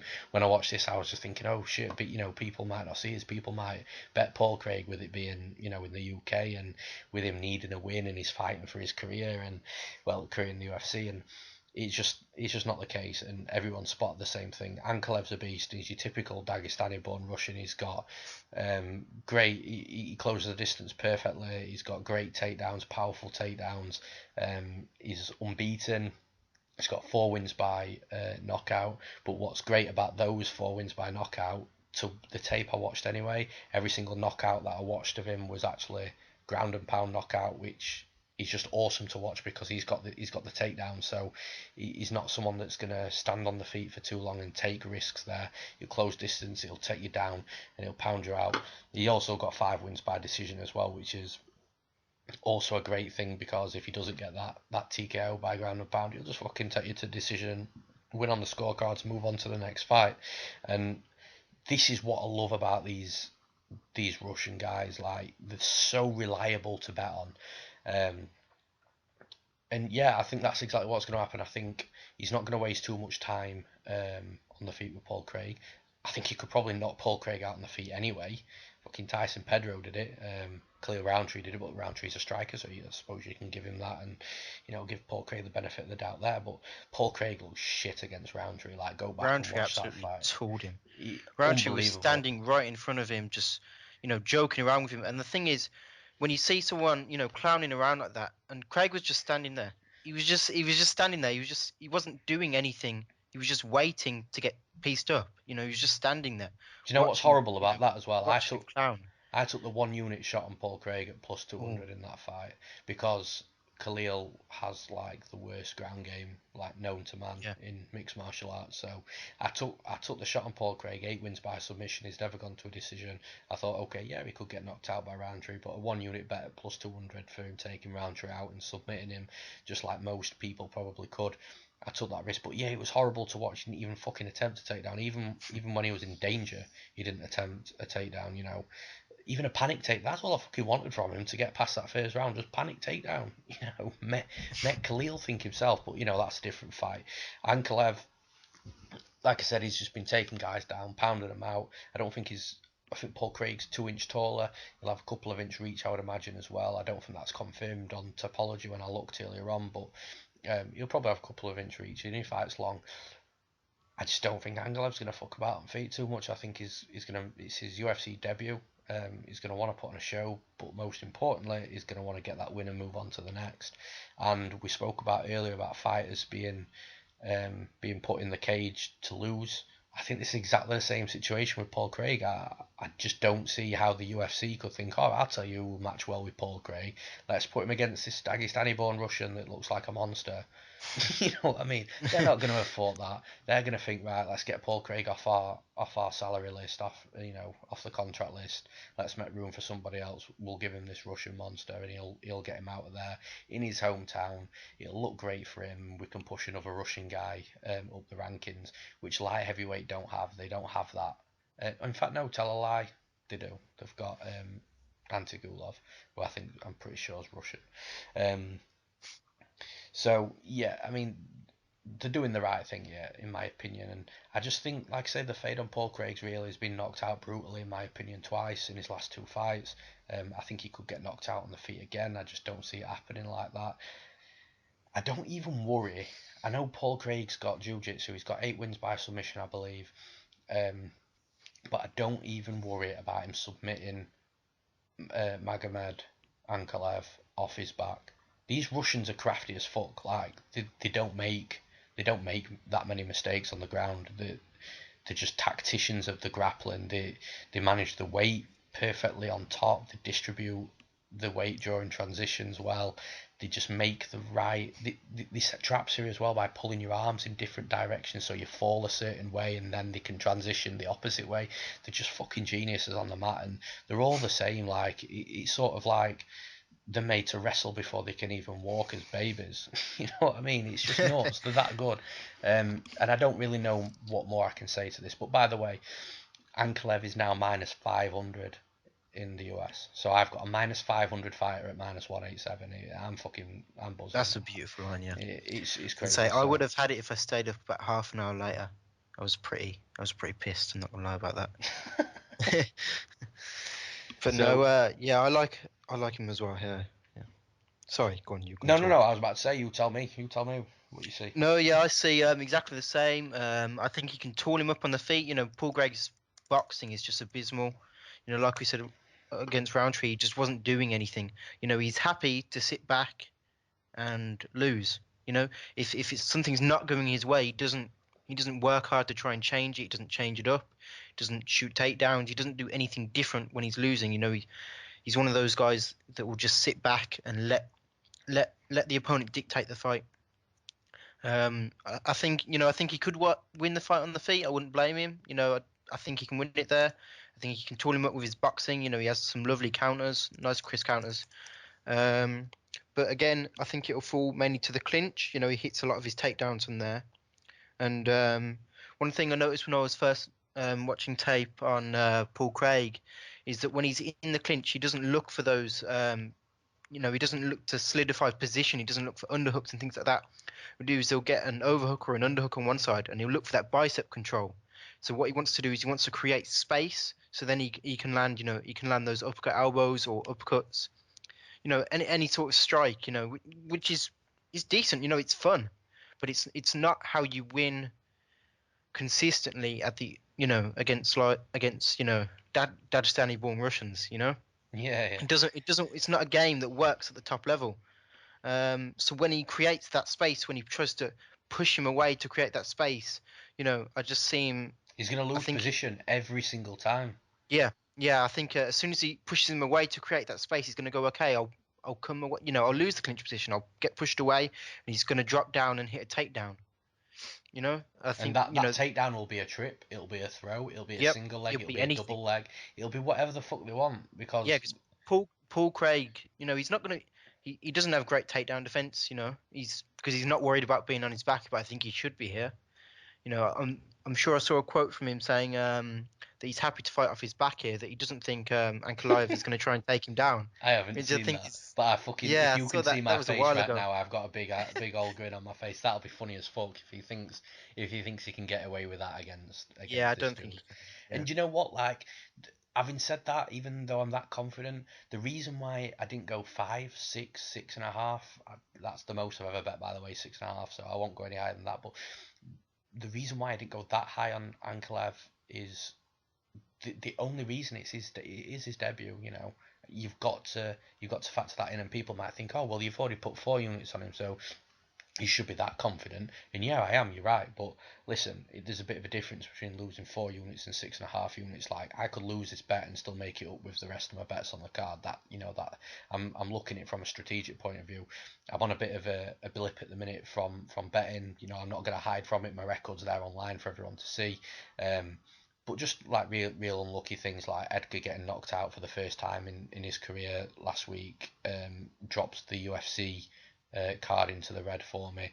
Mamed Khalidov dropped the KSW card in the red for me. That's the first time Mamed Khalidov has lost in over 8 years over the span of about 20 fights.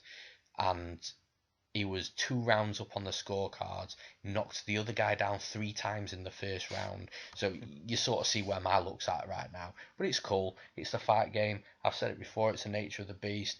I'll bounce back. I believe it'll be this card, but I'm playing it a bit strategically. So that's the reason I didn't go 5, 6, 6.5 units. It is his debut, and I've got to pay a bit of respect to that. But having said that, I wouldn't have been able to claw 6.5 units back if I'd bet that much on Ankalaev and lost, whereas I can claim 4 units back if need be and he does lose. But I don't see that happening. I think, like you said, he can beat Paul Craig anywhere. And if Craig's saying in quotes that he's happy that sitting off his back because he's not worried Yeah, he about the said danger, he's he didn't bullshitting. think Ankalaev was going to take him down. He said he doesn't think he's going to try and hit the takedowns. He He's said he's going bullshit. to be He's too scared of his absolutely jits. bullshitting. How can right at this level of MMA, either yourself or your coach or both are watching tape on the other guy? It's not as if there's no tape out on this guy and Yeah, it's all hidden. All the fucking handicappers have found tape on this guy, and we're all confident because of what we saw. They're bullshitting. They're trying to call some bluff somewhere because there's no way they don't think that a Dagestani-born Russian is going to fucking shoot on Paul Craig, especially after watching tape on every fight where he shoots and scores knockouts with ground and pound in every single fight. yeah. And He's either Paul off. Craig, I don't think he has a great chin either.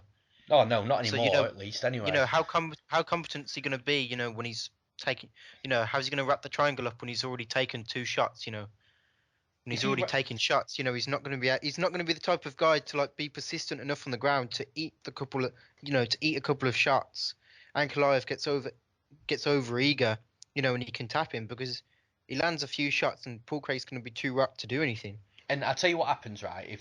If Ankalaev starts dropping some ground and pound in guard, which for a start I don't think he's gonna get takedowns and end up in guard. When he gets his takedowns, he tends to end up in half guard or side control. He's really Yeah. fucking crafty.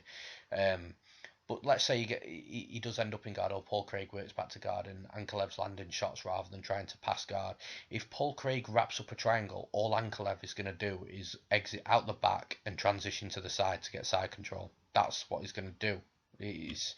I just don't see him getting good. And if he does get caught, then credit to Paul Craig, because you're nearly a pretty much +4. Yeah, I think that's his only real path to victory here, but I don't really see it happening. No, I don't at all. I don't see how else he wins this fight unless he gets some sort, unless he gets a lucky head kick or something like that. So yeah, I mean, just to wrap it up, I mean, minus 500 way out of any price range that I would advise to bet on. I mean, it's a betting podcast, so we have to talk about that. If you're a parlay person, again, it's not for me. I don't play parlays.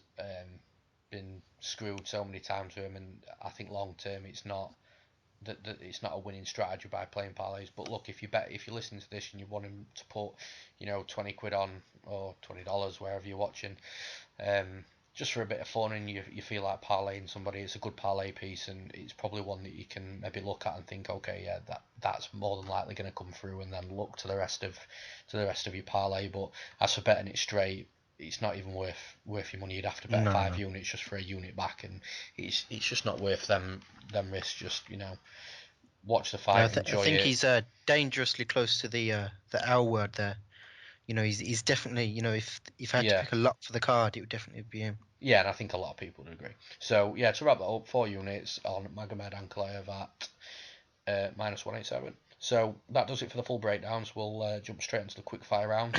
So the first fight we've got, in the quick fire rounds, we've got Leon Edwards against Peter Sobotta. Leon Edwards is a fighter that I'm pretty high on. I really like him. I've cashed him twice now as a as +200 underdog. So the guy's a bit of a money train for me. Always seems to pull through. I didn't bet him against Barberena. His line was way too off. It was like -350 or something daft like that. But the reason I haven't bet him this time is it's just something that I'm noticing with him, and it's the same with a couple of fighters on this card as well. He fights very, very close. And what I mean by fights close, for people that may not have heard the expression before, or may not have heard me say it, is they sort of match their own level to the level of their opponents. And like one really, really good example that I used just before I started recording the podcast in DM with somebody else is Mike Perry. So Mike Perry fought Ponzinibbio, one of the best at welterweight, put on a really good performance. He fought better than what I thought he could fight. Perry put on a really good performance. Yeah, he lost decisively, but it was a good performance nonetheless. Then the next fight, he fights Max Griffin, which is totally the opposite end of the scale of where Ponzinibbio's at, and gets outboxed for 3 rounds. That's what I mean by fighting close. They sort of their level of ability, they match to their opponent's level of ability.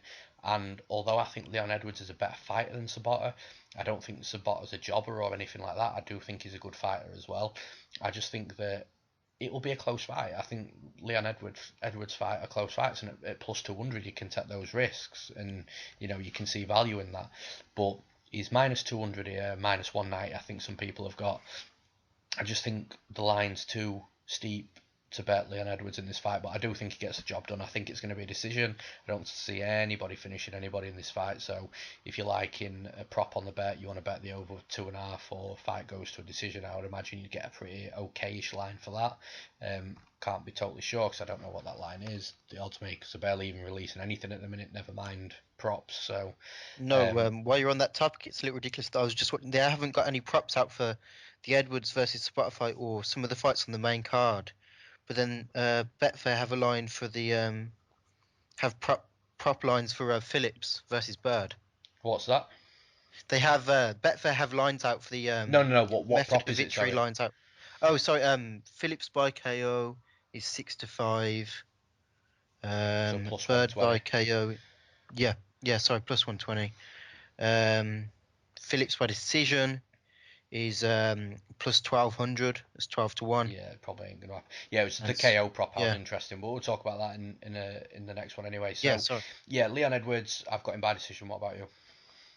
Yeah, I've got the same pick as you here. I'm not again. I'm not that confident in Edwards. Just because I think I think you're right. He definitely does play down to the level of his opposition. But one thing I don't like, well, two things I don't like about him is that he backs up a lot. He backs up and just puts his back to the cage. He doesn't back himself right onto it, so he's squaring up. But a lot of the time he'll just he'll keep backing up and fight with his back to the cage. So he doesn't, if he takes one or two steps back, he's suddenly on the cage. Yeah. He doesn't, and then he doesn't back up often once he's there. But it's still not the best position to be fighting from. And the second is that he's very willing to grapple. I mean, he's a good grappler. He's a very solid grappler. Don't get me wrong. I know a lot of people are probably laughing now because I think he's a English guy and we can't wrestle. But those UTC guys, they do a lot. They do a lot of wrestling, and he's a very solid grappler. Fabian, his little brother wrapped up a nice submission. Last weekend at the Bama event. They are very, very good grapplers. He's a solid wrestler. He has great top control as well. He's very, very heavy on top. But I mean, the thing is for me as well, he has to be careful here. When you watch that Barberena fight, because this is a fight that I taped in the hope to try and bet. When you watch the Barberena fight, I don't think Barberena's that great. He's gritty and he's tough, but I don't think technically he's that great. But that fight was 1-1 going into that third round, with Barberena winning that second round. So really, and it doesn't happen. Obviously, it's not a rare thing, but it doesn't happen too often where a fighter wins round one, loses round two, and then wins round three, because that's a momentum shift throughout each round. Yeah. The majority of the time, the momentum shift, stays the same. So Edwards won the first round comfortably. He lost the second round decisively. So then you're thinking, okay, well, Barberena's got all the momentum here. But then, credit to Edwards, he came out and he won that third round to win him the fight. But remember, Leon Edwards was minus 350 in that fight. So, he was a huge, huge favourite that, like I say, just played to the level of his opponent. And yeah, I don't trust that guy at minus 190. If this was plus 200 again, like he was against Tumanov and like he was against Luque, oh yeah, definitely. Then 100% I'll be all over that, just like everybody would. But for a fighter that fights close at those sort of lines, I'll just not touch, because it's not worth the risk. It's not worth the sweat. So, how do you see him? How do you see it ending? Edwards by decision, but like I said, I think he's just a little too willing to grapple for me to trust him with my money here. Got priced out, and it's not too insane. It's probably a little bit off, but it's not insane, I don't think. For me to take a shot on Sobotta here. He's a decent fighter, Sobotta. He's got a BJJ black belt under Dean Lister. For those of you who know, he's a very legit guy. Great leg locks and stuff. He's a great guy, but so he's very legit on the ground. So Edwards will have to be careful here if he does grapple. And a lot of you are probably thinking that's a bit stupid. He's not going to grapple, but he does it in all of his fights, and it wasn't just the Tamina fight. He did it against Barberena as well. And I think that's one of the reasons why that was such a close fight, is because he was grappling against Barberena. Did it with Luque as well, 3 takedowns to 2. Yeah, Luque, yeah, and Luque, a lot of the time he was clinching Luque and going for clinch takedowns and getting reversed himself, and he was still initiating those clinch exchanges after being taken down previously. So that's something you do have to watch out for. I think I hope he doesn't do it too much here, and if he does, I don't think he'll be in too much trouble, because I think Sobotta is mainly about his top game. He's got a brilliant top game, but I haven't seen too much of him off his back. Yeah. I don't think he's one of those. I don't think he's a wizard off his back that's going to submit Edwards as soon as he gets there. Like I said, Edwards has a solid top game. He should be safe, but it's just, you're playing with fire a bit there. So, yeah, Edwards by decision, but at the line, it's a pass for me. Cool. So, next one we've got John Phillips and Charles Byrd. Quickly, I mean, I taped a bit of John Phillips a couple of years ago when he was due to fight. I can't remember who he was due to fight, but I really like what I saw in him. The reason he hasn't fought since then is he's had loads of visa issues. It wasn't injuries or like that. It's just, I know it's quite sad, the space over 2 years, but yeah, it was just visa issues. And that's probably why he's been dropped on a European card, because the guy just needs to get paid, and he said that in an interview. But yeah, it's quick fire round. So yeah, John Phillips by knockout is my prediction. I just think that he'll overcome any adversity that comes his way. I think a lot of people are expecting Byrd to shoot for takedowns from what tape I watched. I didn't watch too much tape, admittedly, but from the tape I watched, Byrd was getting wins by getting taken down himself and reversing and then choking guys out, which is cool. But John Phillips isn't going to aid that first part of that. I just think Phillips, I don't even think it's going to hit the mat. I think it's going to be over before that. I don't like the line on Phillips. I would have wanted him as an underdog to even consider this, but that's just because it's both guys' debut. I know Byrd's coming off the Dana White Tuesday Night Contender Series, but it is a UFC debut for him, and same for Phillips. So it's just a bit of a sketchy fight to place a bet on, in my opinion. But yeah, I've got the White Mike Tyson, as he calls himself, by knockout. What about you? Yeah, I've got. I'm actually going the other way here with Byrd. But again, I'm not very confident. I haven't watched a huge amount of tape. But I think he is going to hit takedowns here because I think with, Phillips coming forward the way he does, and swinging those, swinging the lever the way he does, I think they're going to both end up in the clinch. And I don't think, if it was a slightly different matchup or Phillips was more patient, then I wouldn't see Byrd hitting takedowns because he's not a guy that shoots very often. But I see them both coming forward, to try and swing punches and just ending up tying up in the clinch. And then from there, I would be surprised if Byrd doesn't hit takedowns and, secures enough top control to either get a decision or submits him. But either way, I'm not going to be surprised. I wouldn't be surprised to see Phillips get back to his feet, and, he's going to be very tough to put away. I wouldn't be surprised to see him, eventually get back to his feet. And when he does, put Byrd on his ass. So your final pick? Yes, Byrd. Byrd by submission. Cool. Next one we've got Danny Hot Chocolate Roberts against Oliver Enkamp. I'm going Oliver Enkamp here for two reasons. One, you look back at both of their last fights, and this is edging a little bit towards MMA math, I suppose, in a fashion anyway.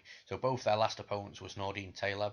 The difference is Nordine Taleb KO'd Danny Roberts absolutely brutally, and not only that, it wasn't that long ago either. So I do think Roberts is coming back a little too soon. Having said that, I don't think Enkamp holds that too much power to maybe knock him out, but I don't know. When Enkamp fought Taleb, he was on like a week's notice, short notice. He didn't have a camp, a training camp. Sorry, obviously because it was only a week's notice. But no, sometimes the UFC get these fighters in that had been training for another fight, that have been in camp for another fight, and then they think, okay, well he's ready to go. Enkamp wasn't training for another fight, and like I say, he didn't have a fight camp. He was on a week's notice. He'd only fought regional jobbers in Sweden, and he comes against a tough dude in Taleb on a UFC debut at a young age. Like, factor all that in, and then look at the performance. He went to a decision with him. Nordine Taleb won a clear decision, but Enkamp he didn't shame himself or anything. He put on a good as good of a performance as you could have possibly hoped. And I just think that sort of that sort of fighter is also at that age where he's going to be improving drastically from day to day and month to month. He took a lot of time out since that last fight with Taleb as well, so he'll have added more tools to his arsenal. And I just think coming in here, he's coming in against a guy that's just been knocked out brutally in round one by Nordine Taleb, who's coming back too soon. So I've got Oliver Enkamp by decision. I think he's going to be a bit quicker. He's got that karate style. I think it can frustrate Danny Roberts, and yeah, I think ultimately they'll take a decision. What about you? I think I'm going to side with Enkamp as well, but I'm not sold at all. Obviously I'm not betting the fight, but yeah, I'm going to side with Enkamp. I think Danny Roberts is pretty done. Yeah, I don't think he has much of a chin anymore. Again, like you said though, Enkamp doesn't really have much power, so I'm not sure he's going to be able to knock him out. But yeah, I think he's going to be the faster guy, and you can outpoint into a decision. Again, he's definitely coming back too soon. That was a pretty brutal knockout. I think he's had 3 months off. It's not enough for me. I would like to see him have longer. Yeah, I've got Enkamp. I think he can outpoint him to a decision on the feet. Cool. The next one, we've got Jack Marshman and Brad Scott now. This is a line that's fucking nuts because I think last time I looked, Marshman were like minus 400. He opened at, this is where it's been a bit crazy this week. He opened at plus 175. No, in fact, let's take it even further back than that. Randomly in the week, Intertops, which I believe is some US book, opened him at plus 230. Right, I went onto that website Intertops about half an hour after that line was launched, and the line was gone. but it hadn't been updated on best fight odds. So a little bit of interest with that. Anyway, middle of the night last night, Marshman odds dropped plus 175, still off, ridiculously off. Now he's like fucking minus 400. It's stupid, right? Let me get this straight, right? This fight should be a pick'em, or maybe Yeah. Marshman's slight favourite. Maybe the 125, 130 range. Sorry, minus 125, minus 130 range. Because I do think Marshman's going to win. But listen, both these guys haven't looked great. Look at Marshman against Ryan James. Ryan James is a worse fighter than Brad Scott, in my opinion. And Marshman nearly threw that away, and I bet Marshman at a minus 275 favourite that night, and I was sweating in that decision. Now, the interesting thing here is both guys are coming down a division. They're both middleweights, and now they're both fighting at welterweight. And I think that was just something to do with the contracts, because Brad Scott's the short notice fighter. Marshman was due to fight Zaleski dos Santos, and both guys don't really look like they had a great gas tank either, especially Brad Scott. Brad Scott looked really drawn out and quite weak in his last fight against Jack Hermansson in Mexico, and now he's dropping down again. And I know this is a quick fire round, I'm spending a bit more time on this one, but I just need to like sort of explain the situation of what's going on, because a lot of people are seeing Marshman as a lock, and I just do, for the life of me, I don't understand it, because Brad Scott, and again I mentioned this earlier about not betting fighters that fight close. Both fighters fight close. Marshman is a better striker than Ryan James, but he stooped down to his level. Thiago Maheta Santos is a far better striker than Jack Marshman, but Jack Marshman was looking pretty good against him until he got knocked out, which most people do get knocked out by Thiago Santos. But the fact is, he looked like a really good striker against Dos Santos before he got knocked out. Brad Scott against Christoph Yotko, close fight. Against Scott Askham, close fight. Both fighters fight very, very close fights. So this fight is really tough to call. And I see this going one of two ways.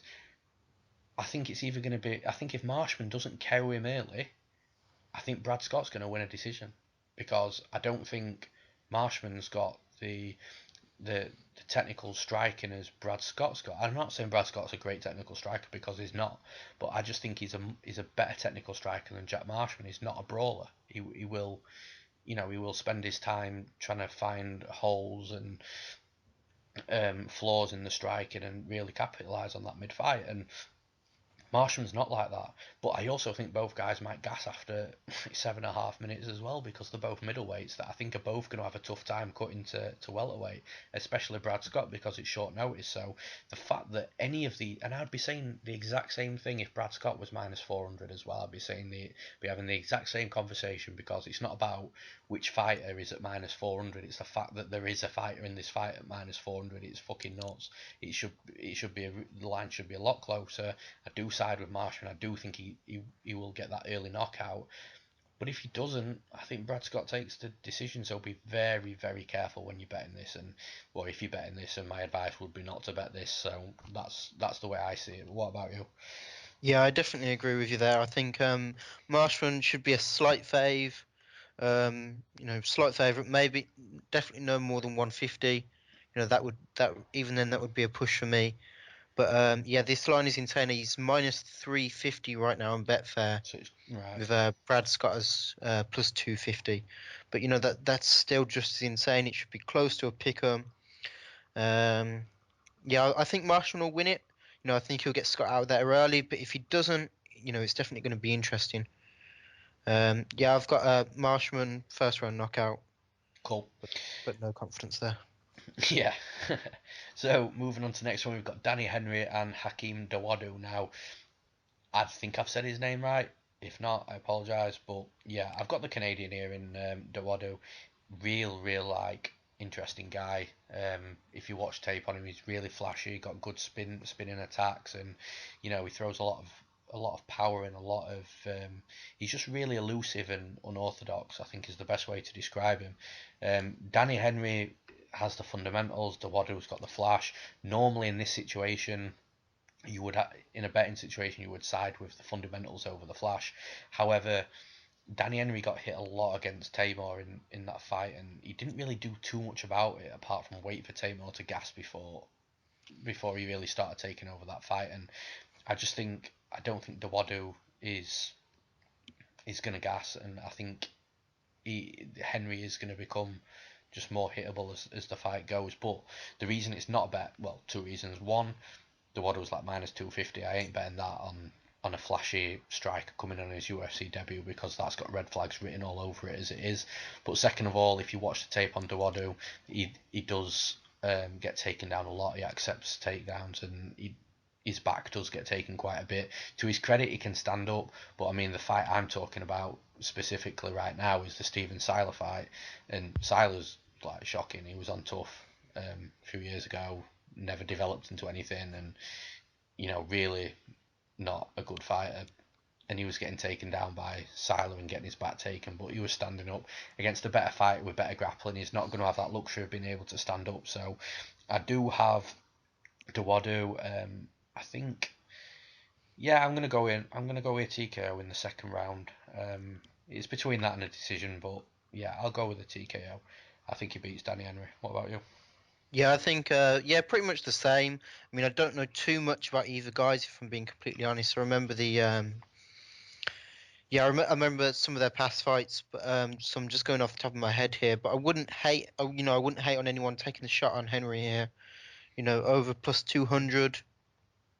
For Sure. like you said, Dawodu, is that right? I don't know. Yeah, I think But so. Yeah. he's coming in on his UFC debut. He accepts back in bad positions against not great fighters. So Henry might be able to make something happen here. I wouldn't be surprised if he does, but I am picking Dawodu here. I think he knocks him out. Cool. So the next fight, and it might come as a bit of a surprise to people. With my pick, we've got Mark Godbeer against Dmitriy Sosnovskiy. So I'm picking Mark Godbeer, and I think he might knock. In fact, no, that I am picking the knockout. Now, Sosnovsky's tape absolutely looks great, but when you take a step back from watching his tape and just look at the guys who he's fighting, honestly, right, without sounding too disrespectful, because it takes balls to step in that cage, and people are doing it, and I'm not, and I get that, but it looks like these guys that he's fighting, it looks like their organisations have dragged someone out of the darts room in the local pub. The guys just look like, I can't even explain it. Like, go and watch the tape of Sosnovskiy. Pretty much every fight is available to watch, like via YouTube or just Google it. They're shocking, and like some short chubby guy, we're tagging him up on the feet, and then Sosnovskiy takes him down, works his way up to mount. Which, that is one thing I do like about Sosnovskiy. His final goal is to get to mount and finisher, which is always great for anybody watching MMA and watching his fights. But Mark Godbeer is not just a little bit of a step up. This is like ridiculous. I don't think Mark Godbeer is that great either, but he's a fucking damn sight greater than these fighters that he's been fighting Sosnovsky's been fighting regionally.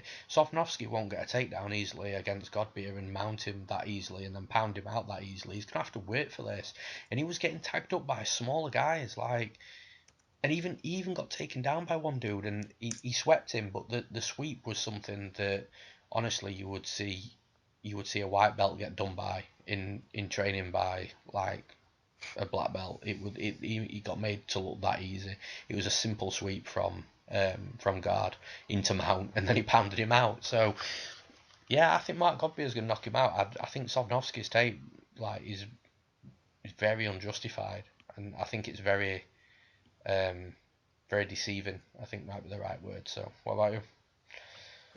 Yeah, I don't know too much about either guys, but I definitely agree. With the comment on Sosnovsky's competition.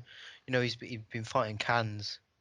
So it's a big step up for him. He hasn't fought. How long has it been since he fought? It's about 2 years, I think. Yeah, nearly 3 years Okay. since he last fought.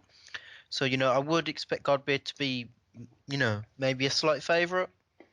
I wouldn't be surprised either way. I don't have much faith in either fighter. I don't think Sosnovsky Godbeer opened is up at great. Unibet at minus 250. Oh really? Yeah, really. Oh really? See, yes. See, I haven't done my homework on this one. I'm not too sure on either fighter, and so maybe that is worth looking into.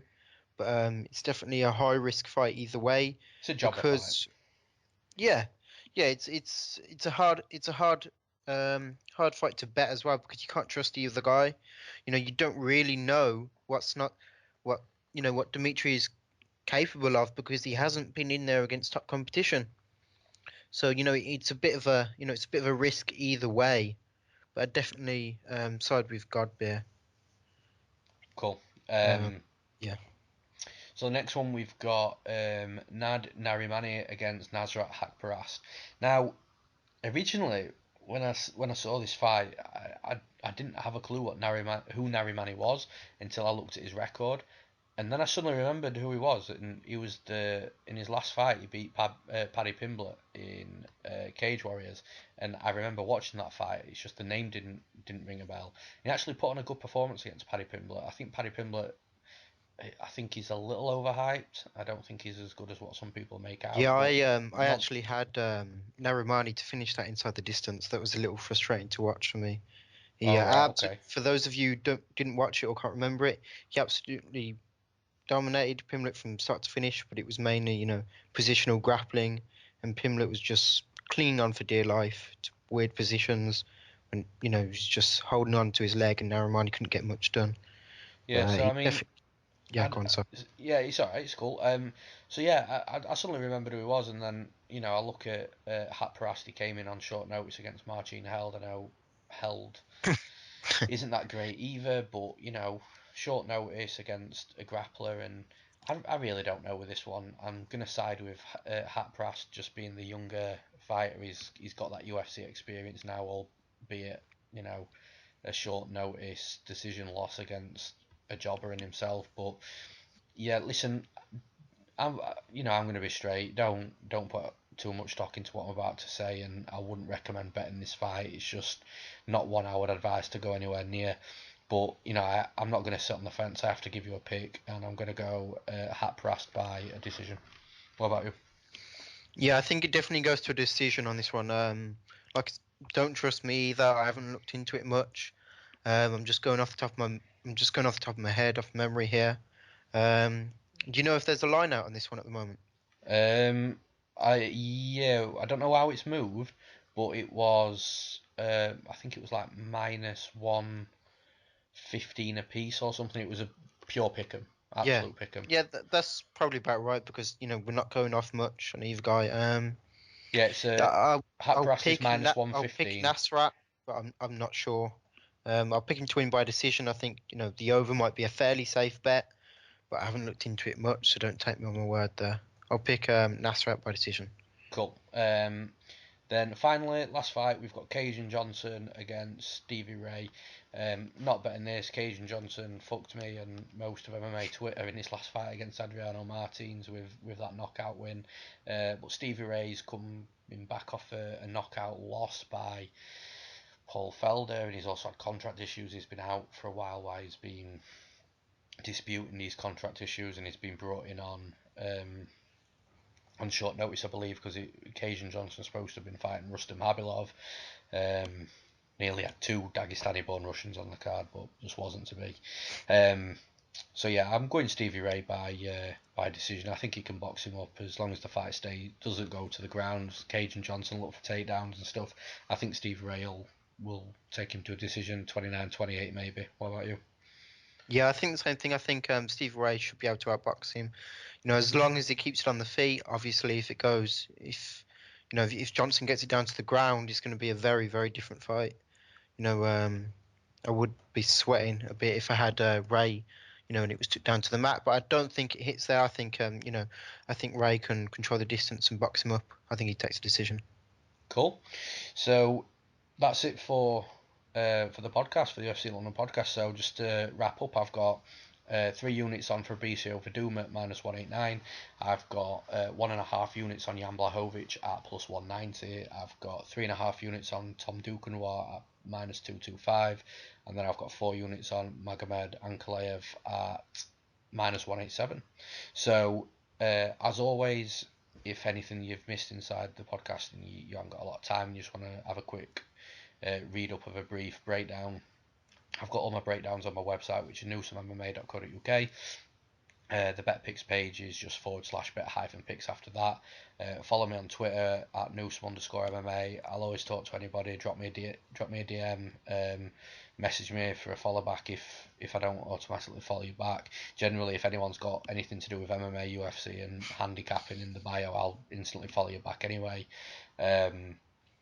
So yeah, I'll always have a chat. I love talking about fights. Always get back to everybody. I love to hear a difference of opinion. Love going backwards and forwards when you've got a strong opinion. I've got a strong opinion. It's all, we all do what we love doing and talking about fights. So, if you want to have a look at my Bet MMA tips record, that's betmma.tips / Newsome MMA. If you want to find out where I've bet a specific line and units and having a look at where I do best, or if that interests you or not, I'm not sure, but it's there and it's all available to view online. So Josh, I'll give you the chance just to Yeah, again, plug anything that you want to plug, so floor's yours. yeah, I don't have much going on. I've got to thank you for having me on. You can follow me on Twitter, exactly the same as Newsome. I follow most people back. I'm always down to talk fights, whether it's MMA or kickboxing, Muay Thai. I do, some of that as well. So just follow me on Twitter, at Josh Yandle. Quick shout out as well. While you mentioned Bet MMA, I'm sure most of you have Bet MMA or use it, or look up other people's profiles on Bet MMA. They have something on there at the moment. If you go onto their homepage, and it's a way of supporting them without spending any money. So you don't have to give them any money, anything like that. It's just to download a different a different internet browser, and you use that, and they donate some money to Bet MMA, and it's just a great way of giving back to a site the majority of us use, or if you're not, you should be. They've also got some great betting tools. It's not just a way of tracking your bets. So I think we should all try and support them a little. That's cool. I did not know about that at all. So that's a useful bit of information Yeah, for me. But it's not a terrible browser either. awesome. I'll definitely check that out. And yeah, in regards to not just a place to track your bets, the amount of stats they've got is nuts. Like, you can literally find out so much about how you bet without you even thinking about the things that it's showing you. It can open your eyes to different things and help you improve. It's just an all round awesome website. I can't speak highly of it. And as a web developer myself, like the work that's gone into that website, to your average person that won't know about coding and stuff like that, it's genius. It's absolutely genius. So yeah, thank you, Josh. Thanks for coming on. Thanks Right, for your yeah, thanks for time. having me on. It's really been cool breaking some fights down with you. Really insightful as well. And again, just getting a different take and a different aspect of how people look at fights and break fights down. So it's been really cool, and I'll definitely have you back on again if you want to come back on in the future. So Yeah, that'd be great, man. I've had a good time. awesome. So yeah, thanks for everybody that's following me on YouTube as well, liking, subscribing, and commenting and things. It's all really helping me. And helping the channel grow. So I do appreciate everything that you guys do for me, and all the support that you show me as well. Some really nice comments from the last podcast that I did. So thanks a lot, and we'll see you in a couple of weeks for UFC 223. And just a quick one, without giving away any spoilers, I'm going to be doing a special podcast edition with a certain handicapper on a certain fight about a week before fight week, and that's all I'll let you know about. It's going to be fucking awesome. And I'm really looking forward to it. So thanks a lot, and see you next time.